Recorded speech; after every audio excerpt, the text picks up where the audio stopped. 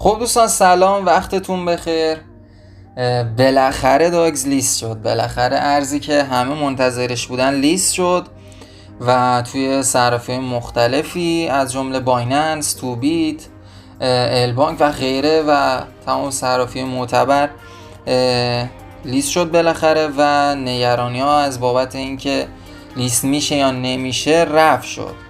آقای پاول دوروف همونطور که همتون میدونید تقریبا 2 روز پیش بود که توی فرانسه دستگیر شد و جرمای مختلفی به ایشون بستن و به همین دلیل خیلی نگران بودن که چی میشه، چون گمان زنی مختلفی هم در این بابت بود که اصلا ارز داگز قرار تعویق بخوره بهش و 1001 جور گمان زنی که انجام دادن. اما بالاخره امروز به طور رسمی داگز لیست شد و توی این ویدیو ما آموزش برداشت این ارزو براتون داریم و در آخر ویدیو هم نظر شخصی خودمون در مورد اینکه این ارز رو نگه دارید یا بفروشید و خدمتتون عرض میکنیم. شاید نظر شخصی هر کسی فرق داشته باشه، اما بالاخره با دلایلی که خدمتتون عرض میکنیم بهتون میگیم که این ارز جذاب رو نگه دارید یا همین الان بفروشید.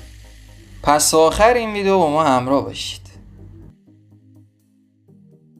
خب دوستان، این چارتی که میبینید چارت ارز داگزه که در ابتدا با قیمت 301 شروع به کار کرد، اما توی صرافی‌ها با قیمت 201 لیست شد و زمانی که ما این ویدیو رو ضبط می‌کردیم قیمتش 2013 هست، یعنی هر 1000 توکن تقریبا میشه گفت $1.3.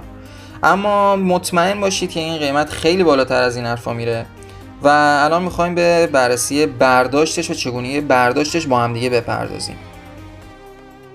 خب دوستان، شما در ابتدا باید توی یک صرافی معتبر ایرانی از جمله نوبیتکس یا بیتبین یا والکس یا هر صرافی معتبر دیگه‌ای که شناخت دارید ثبت نام و احراز هویت انجام بدید.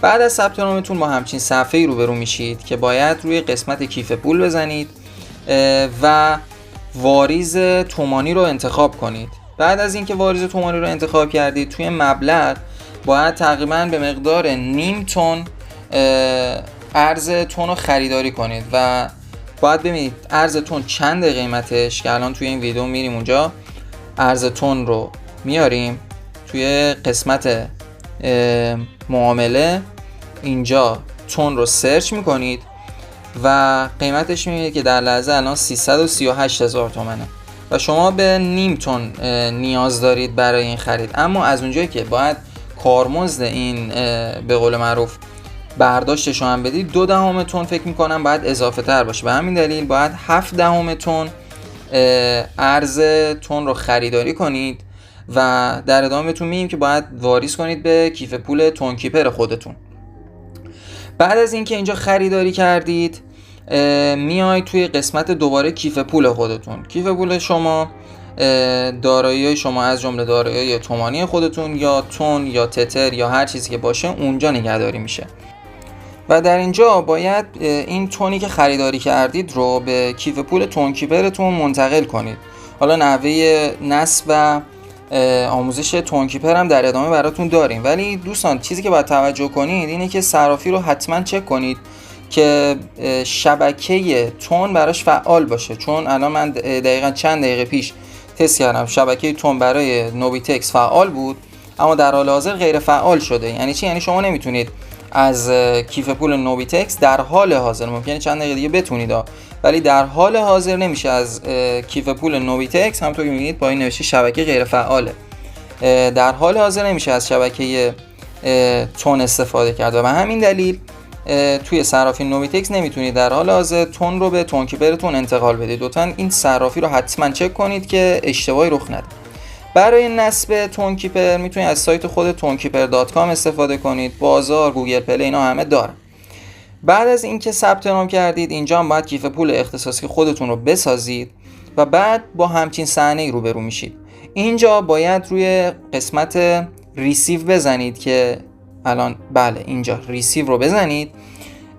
بعد از اینکه ریسیو رو زدید اینجا بارکد کیف پولتون و زیرش هم به قول معروف اون کد کیف پول شما براتون نمایش داده میشه که باید روی کپی کلیک کنید که این کد کیف پول شما کپی بشه و بتونید حالا از صرافی نوبیتکس اگر فعال بود یا هر صرافی فعال دیگه که پیدا کردید تون خودتون رو به این کیف پول انتقال بدید و بعد از اینکه به این کیف پول انتقال دادید باید این کیف پول وصل شه به ربات داگز شما که حالا وقتی وصل شد شما برای برداشتش اینجا ربات داگز رو که باز میکنید باید کلیم آن چین رو بزنید.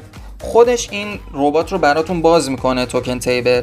باید کانکت ولت رو بزنید، روی تون کیپر کلیک میکنید و کیف پول خودتون رو بهش متصل میکنید. اینجا کانکت ولت رو میزنید و کیف پول شما به داگز وصل میشه. برای کارمزدی که باید پرداخت بشه، همون تقریبا نیم تونی که باید پرداخت بشه. بعد از اینکه وصل شد میان با این صحنه مواجه میشید که یه چند دقیقه طول میکشه تا وصل شه.